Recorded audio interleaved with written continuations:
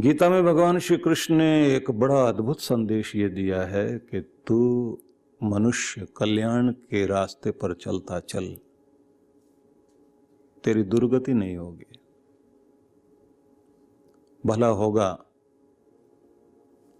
क्योंकि जब भी तू कुछ अच्छा करता है तो मेरी मुस्कुराहट तुझ तक पहुंचती है, मैं तेरा हाथ थामता हूं, मैं तेरे साथ रहता हूं। तो ऐसा कोई मार्ग जिससे लोक भी सुधर जाए और परलोक भी सुधर जाए, वो मार्ग हमें अपनाना चाहिए। आइए पहले कुछ श्लोक सुने और उसके बाद आज के कार्यक्रम में हम आगे बढ़ेंगे।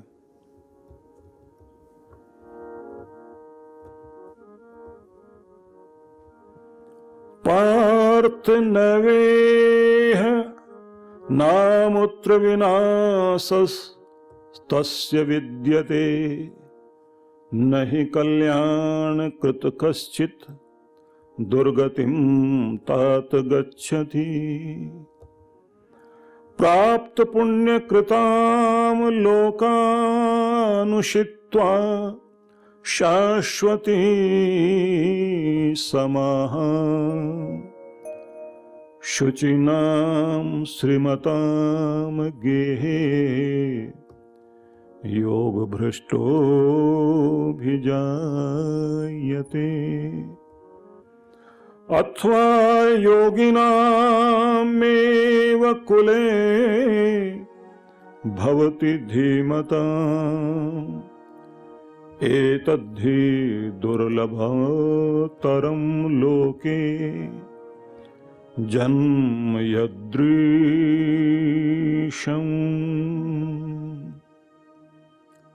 श्री कृष्ण गीता में संदेश देते हैं कि यह अर्जुन जो इस लोक में परमात्मा के पवित्र कार्यों में, धर्म कार्यों में जो भी लगा हुआ होता है, उसका ना तो इस लोक में और न परलोक में विनाश होगा, दुर्गति नहीं होगी। हे प्रिय, अच्छे कर्म करने वाला कोई भी व्यक्ति क्यों ना हो, दुर्दशा को प्राप्त नहीं होता।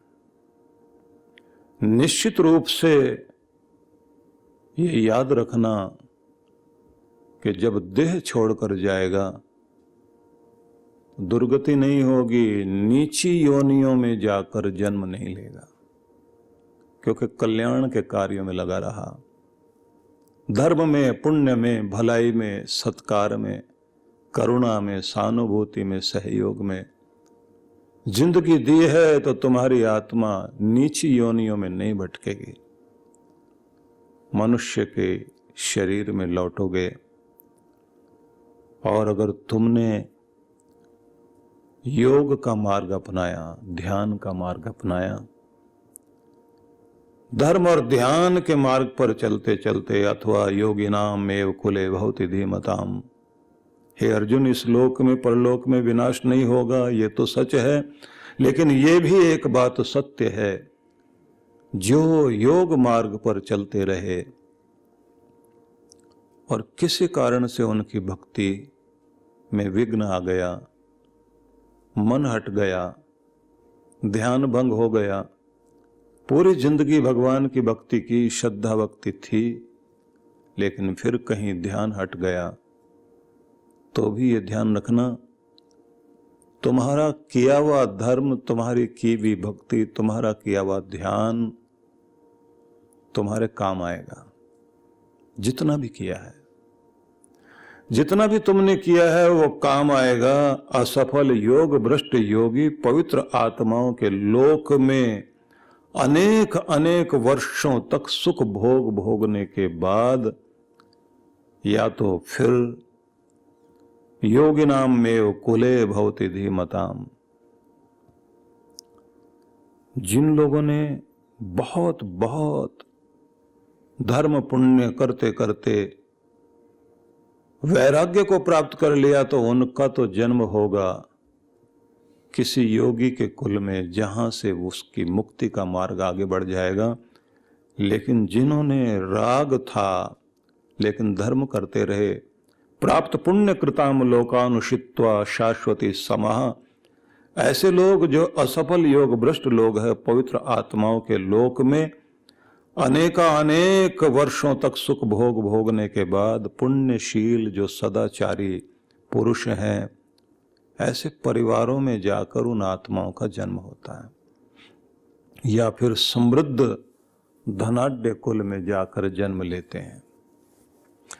विचारणीय बात यह है कि जिन लोगों ने धर्म किया, पुण्य किया, वो पुण्य उनके लिए स्वर्ग का रास्ता दिखाता ही है। लेकिन जिन्होंने भक्ति की, धर्म करते करते ध्यान किया, और ध्यान करते करते जिनकी भक्ति चरम तक पहुंचते पहुंचते बीच में कहीं रुक गई, तो ऐसे पुण्यशील लोग कहीं भी उनकी यात्रा रुकती नहीं। ऐसा समझ लीजिए कि आप केदारनाथ, बद्रीनाथ या कैलाश पर्वत के लिए जा रहे हैं।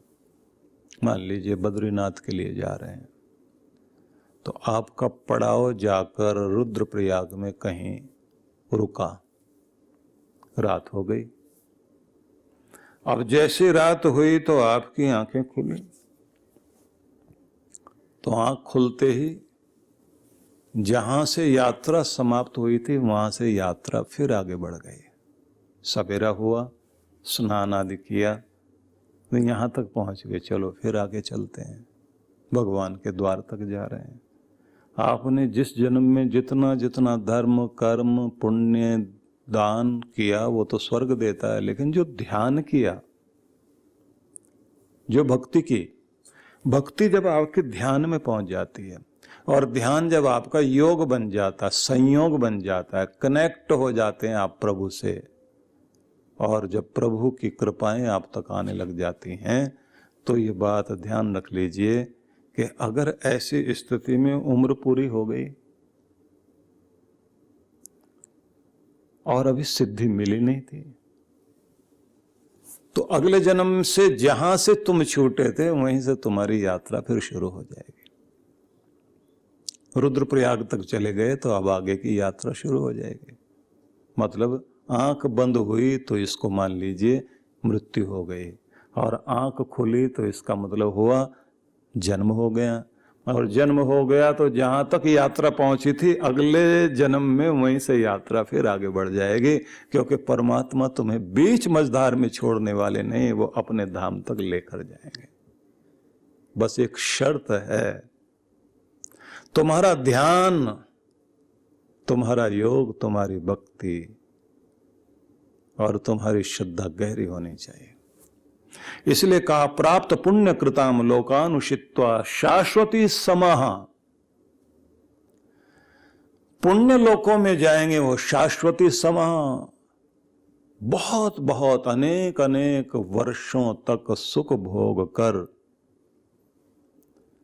जो आत्माएं साधना करते करते शरीर छोड़ गई लेकिन सिद्धि नहीं मिली थी, तो ऐसे पुण्य कृताम, पुण्य वाले जो लोक हैं, स्वर्ग लोक, ऐसे लोकों में वो आत्माएं जाती हैं और वहां सुख भोगती हैं, और सुख भोगने के बाद फिर वह पुण्यशील सदाचारी पुरुषों के घर में आकर धरती पर जन्म लेते हैं, या फिर धनी समृद्ध परिवार में गए, सुख भोग हैं, आनंद भोग रहे हैं, रह रहे हैं, सब सुख सुविधाएं हैं।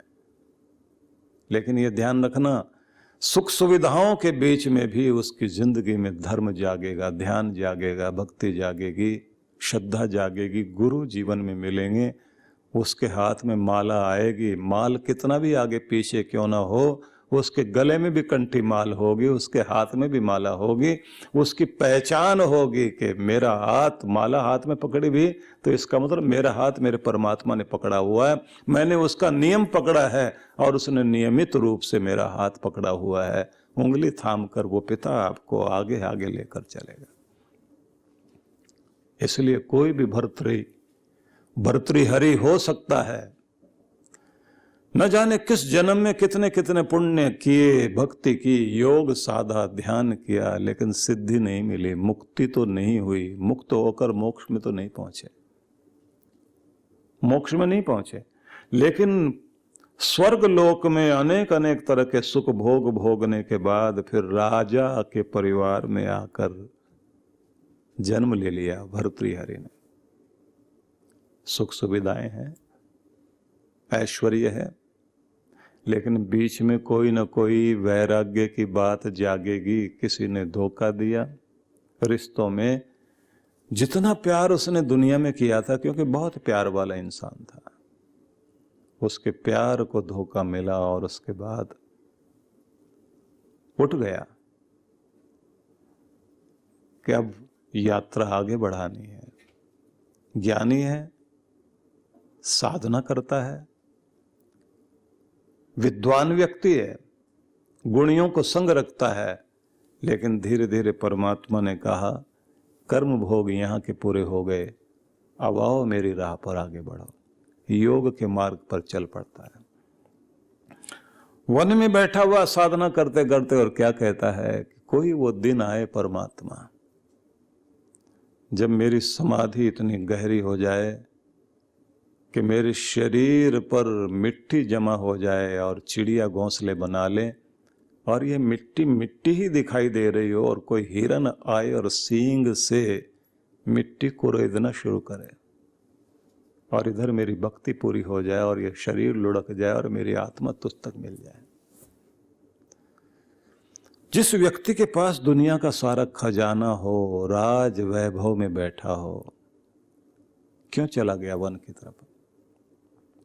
परमात्मा ने कहा यहाँ का ऐश्वर्य देख लिया ना तूने, अब आह मेरा ऐश्वर्य भी देख, मैं तुझे उस दुनिया में लेकर चलूं जहां गम भी ना हो, आंसू भी ना हो, बस प्रेम ही प्रेम फले, आ लेके चलूं तुझे ऐसे नीले गगन के तले। इस दुनिया में तो तेरे आंसू कभी सूखेंगे नहीं, कभी अगर खुशी आ भी गई तो फिर कोई ना कोई आंसू की बरसात देने के लिए कारण बन जाएंगे। मैं तुम्हें वहां लेकर चलता हूं जहां जाने के बाद फिर कहीं और जाना बाकी नहीं रहेगा। इसलिए कोई भी भर्तृहरि हो, गोपीचंद हो, आप जरा सोचकर देखिए कि सिद्धार्थ ऐश्वर्य के शिखर पर बैठा हुआ और महात्मा बुद्ध बनकर निकल पड़ा, वन में जाकर साधना की, खुद तरे और न जाने कितनी दुनिया को तार गए। भगवान महावीर स्वामी के साथ हुआ, राजकुल में जन्म हुआ और वहां रहकर वो एक चक्रवर्ती सम्राट हो सकते थे, लेकिन भगवत्ता को प्राप्त हो गए, अपनी साधना करते करते अपने स्वरूप में आ गए। गुरु नानक देव जी महाराज सच्चा सौदा कर रहे थे, बैठे माल तोल रहे हैं, आटा तोल रहे हैं, 11 कहा, 12 कहा, जैसे कहा 13, तो 13 ही 13 कहते कहते देते चले गए। वो सब 13 ही 13, 13 ही 13। कोई भी घटना घट जाएगी, जाग जाएगा, जहां से यात्रा छूटी थी वहां से यात्रा आगे शुरू हो जाएगी। और अगर तुम्हारी साधना बहुत अच्छी रही हो और वैराग्य रहा हो, तब तो और भी कमाल। अथवा योगिनाम में कुले भवति धीमताम, फिर तो अगर तुम्हारी साधना अच्छी चल रही थी और वैराग्य सिद्ध हो रहा था, लेकिन शरीर छूट गया, तो फिर तुम कहां पहुंचोगे? का फिर तुम किसी योगी के कुल में जन्म लोगे, और बुद्धिमान ज्ञानी तत्वदर्शी योगी के कुल में जन्म लेने के बाद तुम्हारी भक्ति वहीं से फिर उठेगी। और जब वहां से तुम्हारी भक्ति उठेगी तो उसके बाद तुम उस ऊंचाई तक पहुंच जाओगे। किसी ऋषि के कुल में जन्म लिया, वेद व्यास ऋषि के आंगन में शुकदेव मुनि आ गए। शुकदेव मुनि का पधारना, उनका जन्म लेना, पिता को भी तार गया और पुत्र को भी तार गया, और उनके माध्यम से जो कुछ मिला इस दुनिया को, अद्भुत अद्भुत मिला। इसलिए निवेदन करना चाहता हूं कि आपकी यात्रा कहीं रुकने वाली नहीं है, लेकिन ये बात जरूर ध्यान रख लेनी चाहिए कि हमें अपनी साधना भक्ति का मार्ग अपनाना चाहिए। इसके लिए क्या करेंगे आप लोग? मैं ये निवेदन करना चाहता हूं, एक नियम अपना जरूर बना लीजिए कि सुबह सुबह आप जरूर थोड़ी देर के लिए भगवान की वंदना के लिए बैठेंगे, उसका आह्वान करेंगे, उसको हृदय में आमंत्रण देंगे। ब्रह्म वेला का जो समय है ना, जिसको कहा गया ब्राह्मे मूर्ति बुद्धित धर्मार्थ चानुचिंतित, ब्रह्म वेला में उशर बुद्ध बन करके जागना चाहिए। सभी को उशर बुद्ध होना चाहिए। उशर बुद्ध होने का मतलब है कि आप ओशा वेला का स्वागत कर सकें। वो लोग जो सूरज को उगाते हैं,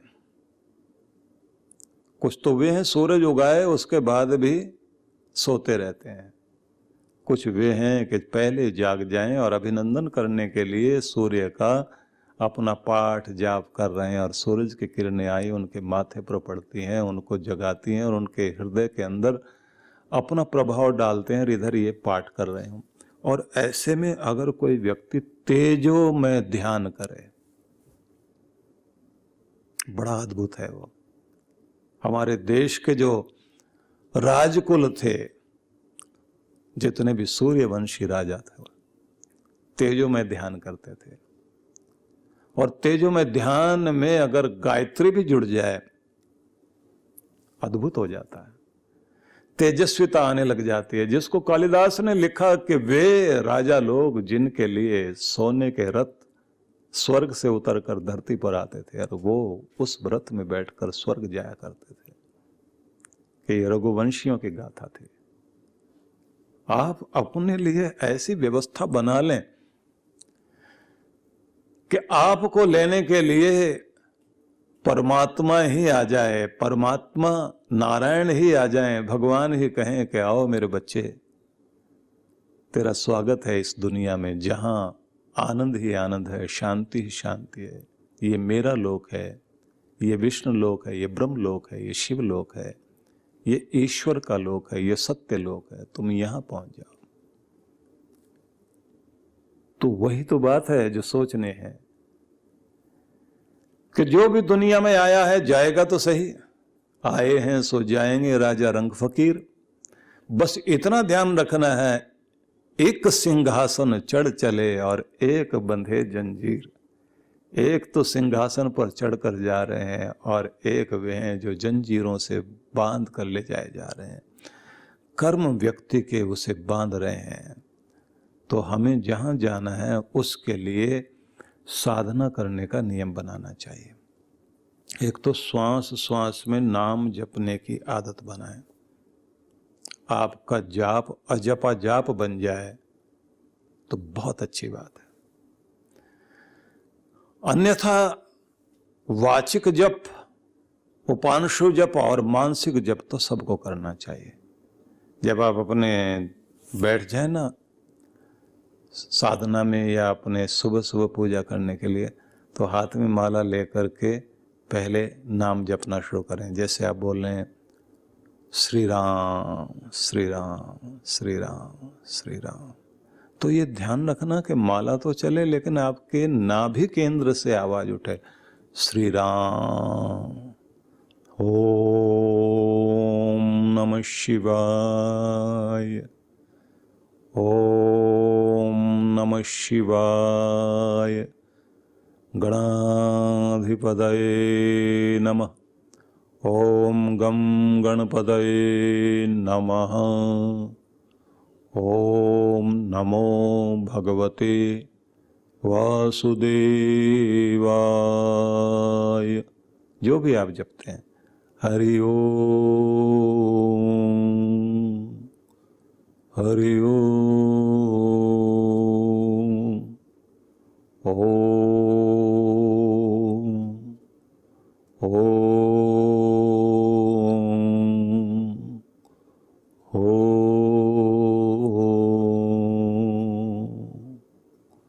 ओम ऐं ह्रीं क्लीं चामुंडायै विच्चे। ओम ऐं ह्रीं क्लीं चामुंडायै विच्चे। अथवा गुरु द्वारा दिया गया कोई मंत्र, नाभि केंद्र से ध्वनि को उठाओ और ऊपर लाते हुए परमात्मा से अपने को जोड़ी।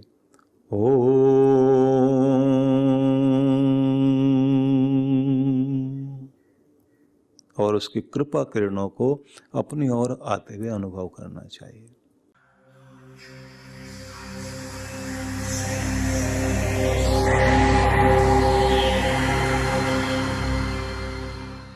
शिवरात्रि का अवसर सामने है और हम सब भगवान शिव के लिए कहते हैं कि शिव समान कोई दाता नहीं, विपद विदारणहार, लज्जा मेरी राखियो, हे शिव नंदी के असवार।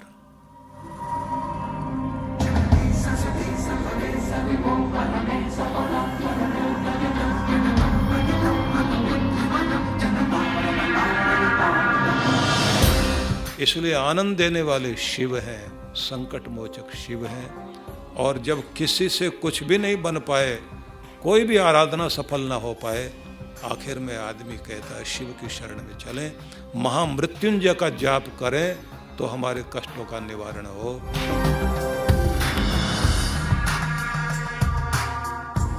तो ऐसे भगवान शिव की आराधना का अवसर है शिवरात्रि। और शिवरात्रि में मन चाहा वरदान पा सकते हो, अपने कष्टों से मुक्ति पा सकते हो।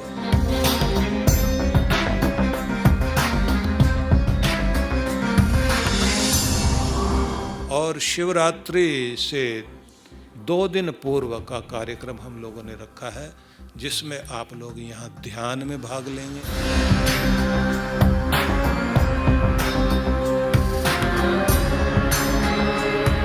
और शिवरात्रि वाले दिन जहाँ रुद्राभिषेक करने का अवसर भी मिलेगा, शिव का यज्ञ करने का अवसर भी मिलेगा,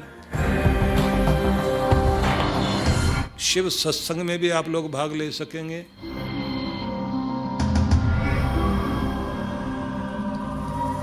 और यहाँ देव दर्शन भी कर सकेंगे।